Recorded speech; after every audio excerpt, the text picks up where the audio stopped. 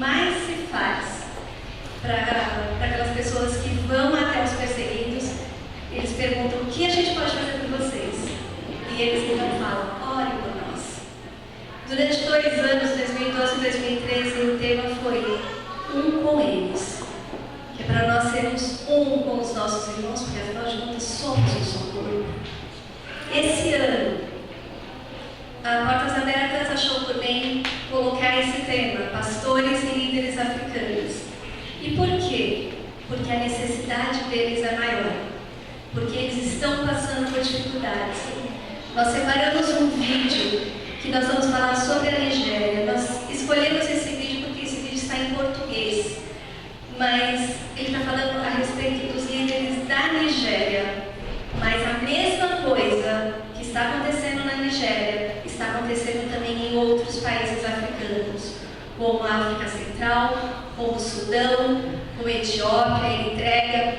Todos eles, todos os líderes e pastores daqueles países da África passam pela mesma situação. Por isso nós vamos ver esse vídeo agora, falando a respeito da perseguição da igreja da Nigéria. Queria fazer um exercício com vocês agora. Tá frio, né? Como você falou, então eu vou pedir para todo mundo ficar de pé. Aproveitando que está todo mundo meio assim, nós vamos fazer um alongamento. Queria que todo mundo, pode deixar a Bíblia no banco.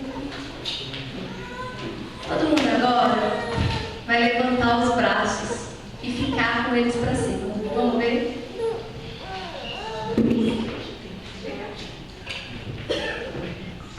Aproveita para se expressar. Vamos ver que aguenta mais. Quem tiver cansado, pode baixar.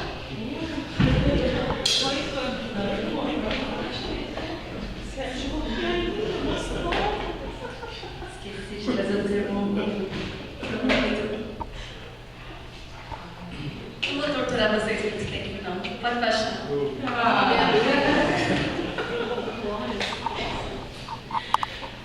Peguem suas Bíblias. Vocês já vão entender o que é isso. Vamos abrir o livro de Êxodo, capítulo 17.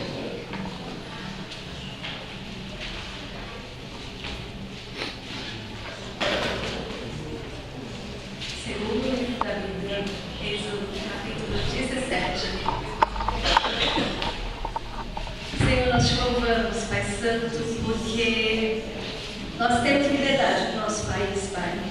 Nós podemos, Senhor amado, gritar aos 4 cantos, Senhor amado, que nós te amamos, que nós te louvamos. Nós podemos, Senhor amado, carregar as nossas Bíblias, Senhor. Nós podemos, Senhor amado, cantar nas ruas, Senhor. Cantar ao teu nome, te louvar, Pai.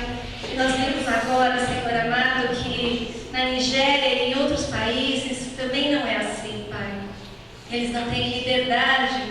E mesmo quando têm liberdade pela lei, Senhor querido, ainda assim é difícil para eles, Pai, porque existem, Senhor, outras religiões que hostilizam os seus filhos naquele lugar, Pai. Senhor querido, mas o Senhor nos deu a Tua palavra e nós somos livres, Senhor amado, para te pregá-la, Senhor amado. E é por essa palavra que eu quero agora, Senhor, que o Senhor fale aos nossos corações, Pai. Que o Senhor nos mostre, que o Senhor nos ensine, Senhor querido, como sermos firmes, como nos mantermos firmes nas nossas tempestades, Senhor querido. Senhor amado, nós aprendemos agora uma lição com os nossos irmãos nigerianos, Pai, sobre perdão, sobre amar os nossos inimigos. E nós aqui, Senhor amado, no Brasil, temos sido tão intolerantes, Pai Santo. Ensina-nos, Senhor amado, a enxergar com os Teus olhos, Pai. Ensina-nos, Senhor amado, a amar com o Teu coração, Pai Santo. Dê a nós, Senhor amado, a capacidade de compreender, Senhor querido, aqueles que são diferentes de nós, Pai. Assim como o Senhor tem ajudado os nossos irmãos nigerianos e aos outros africanos também, Senhor. Fala através da Tua palavra conosco agora, Senhor.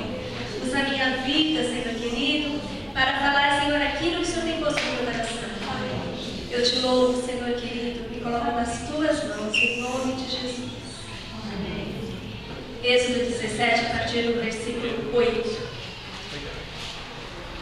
Sucedeu que os amalequitas vieram atacar os israelitas em Refidim. Então Moisés disse a Josué: escolha alguns dos nossos homens e lute contra os amalequitas. Amanhã tomarei posição no alto da colina com a vara de Deus em minhas mãos. Josué foi então lutar contra os amalequitas, conforme Moisés tinha ordenado. Moisés, Arão e Hur, porém, subiram ao alto da colina. Enquanto Moisés mantinha as mãos erguidas, os israelitas venciam. Quando, porém, as abaixava, os amalequitas venciam. Quando as mãos de Moisés já estavam cansadas, eles pegaram uma pedra e a colocaram debaixo dele, para que nela se sentassem. Arão e Hur mantinham erguidas as mãos de Moisés, um de cada lado, de modo que as mãos permaneceram firmes até o pôr do sol. E Josué derrotou o exército amalequita ao fio da espada. Pode sentar. Eu vou ser breve, porque nós queremos ocupar um tempo maior hoje em oração. Eu pedi para vocês levantarem os braços, porque a gente percebe isso no louvor, né? Que a gente não consegue ficar com os braços erguidos por muito tempo. O braço dói, aí a gente começa a revezar, levanta um, abaixa o outro. Aí, ao invés de ficar com os braços erguidos, a gente fica com o braço meio levantado. Aí chega uma hora que cansa. Porque nós somos humanos, é assim. Isso é inerente ao ser humano. Por mais que o mais fortudo, que vá à academia todos os dias, que pegue 100 quilos de cada lado, mesmo assim, esse também não conseguiria ficar com os braços erguidos muito tempo. E o que nós vemos aqui na palavra, nós vemos um homem velho, de mais de 120 anos, que Moisés tinha naquela época, e aconteceu que os amalequitas foram atacar os israelitas. Naquele tempo, é importante dizer que todas as conquistas de terras, elas não eram feitas com dinheiro, elas eram feitas com guerra. Então, da mesma forma que o povo de Deus, que o exército de Deus foi e venceu outros povos para ficar com aquela terra, agora os amalequitas queriam aquela terra. Então, por isso, eles foram e atacaram esse povo de Israel. E Josué, que era o general do exército, foi então sob a ordem de Moisés para lutar contra os amalequitas.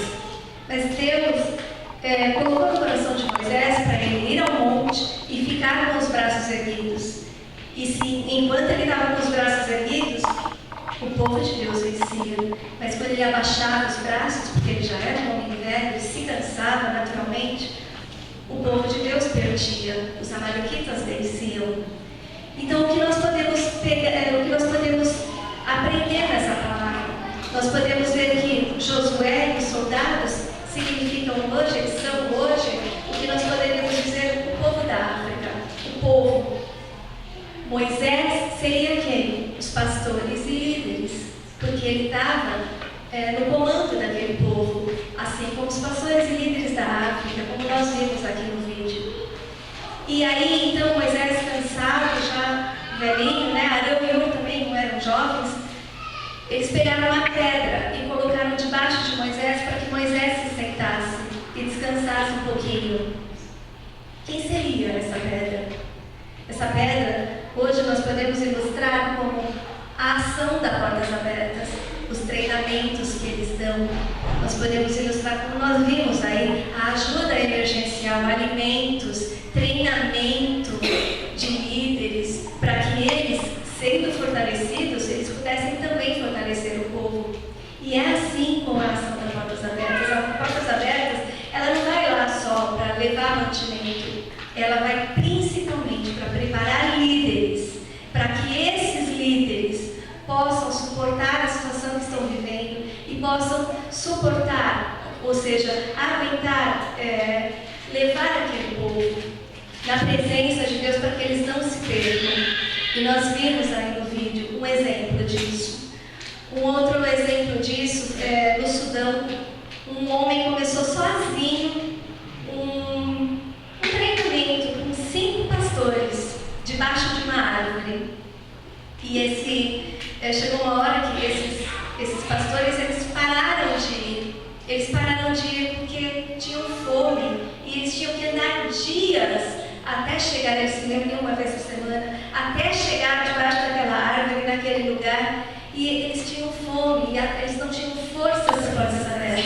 A Portas Abertas veio, ajudou com mantimentos e ajudou também a levantar uma casinha onde eles pudessem se reunir e ter esse treinamento. E hoje essa casinha se transformou num prédio lá no Sudão do Sul. E esse prédio hoje se chama Faculdade Cristã Emanuel e tem mais de 500 alunos.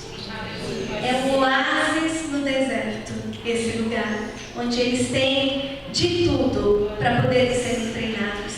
Essa é a ação da Portas Abertas. Essa é a pedra que foi colocada debaixo de Moisés.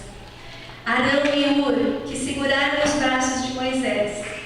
Nesses, nós podemos nos espelhar.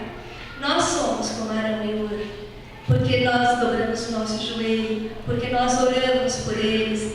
E a ação da Portas Abertas só é possível porque existe um povo que colabora, porque existem pessoas no Brasil e ao redor do mundo também, em tantos países, que colaboram para que essa ação seja possível.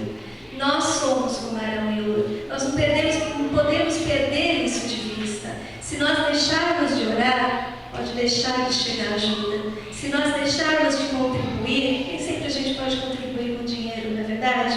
Mas missão se faz com os pés do que vão, com o bolso de quem dá, com a mão de quem dá, e com os joelhos de quem fica e ora. Missões se faz com oração também. Como eu disse a Luciana, a gente pode não ter que pegar um avião e ir até lá. Mas nós podemos ser missionários, podemos ser colaboradores da Portas Abertas nesse projeto. Apenas orando, porque é a oração que move a mão de Deus. É a oração, Deus é o dono do ouro e da prata. Ele não precisa do nosso dinheiro, mas Ele quer a nossa participação nesse projeto.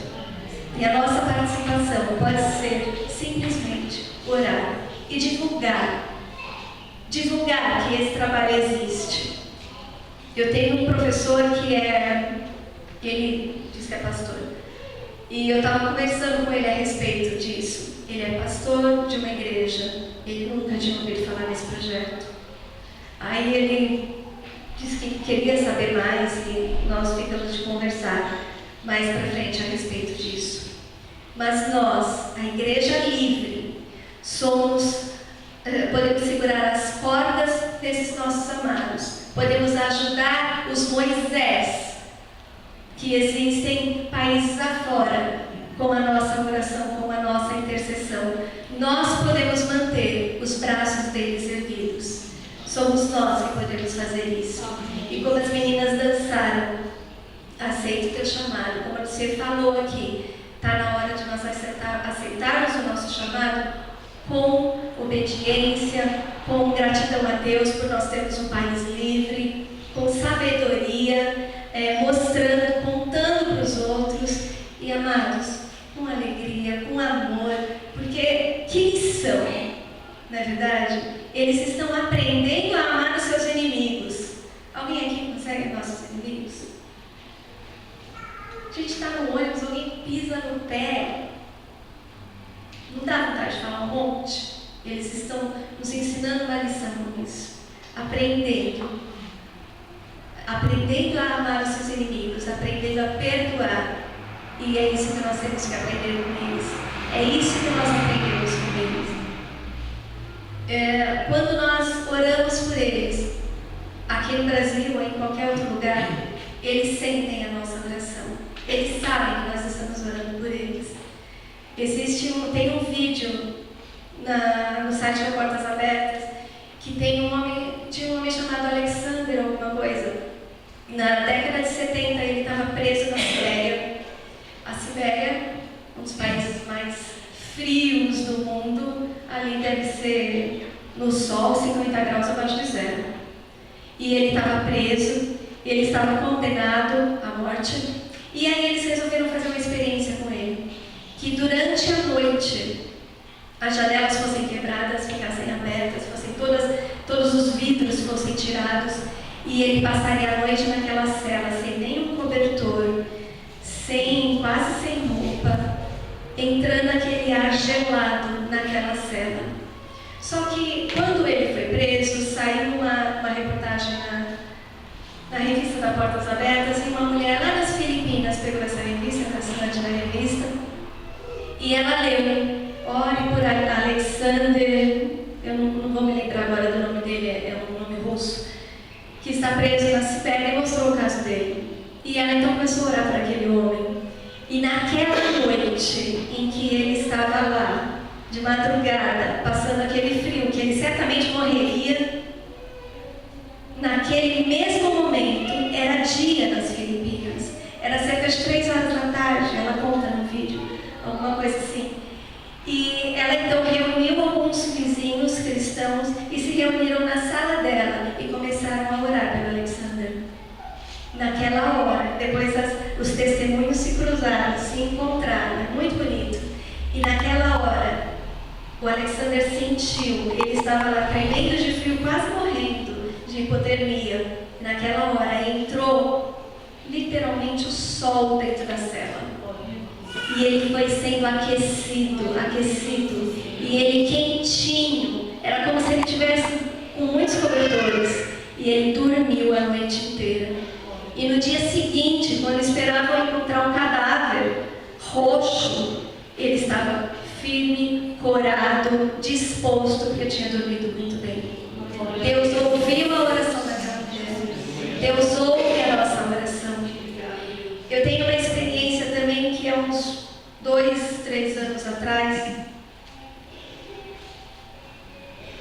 eu estava dormindo, tipo 3 horas da manhã mais ou menos, e eu acordei e parecia que estava vindo uma onda assim em cima de mim, e eu acordei com essa onda gritando: Vietnã.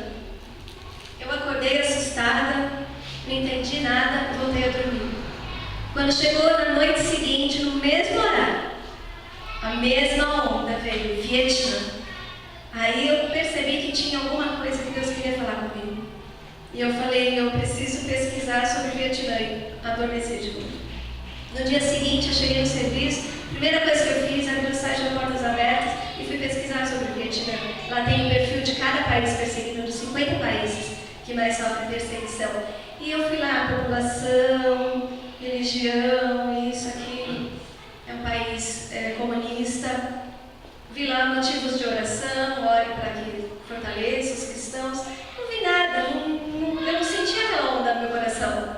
E aí eu fui do lado, lá estavam outros motivos de oração.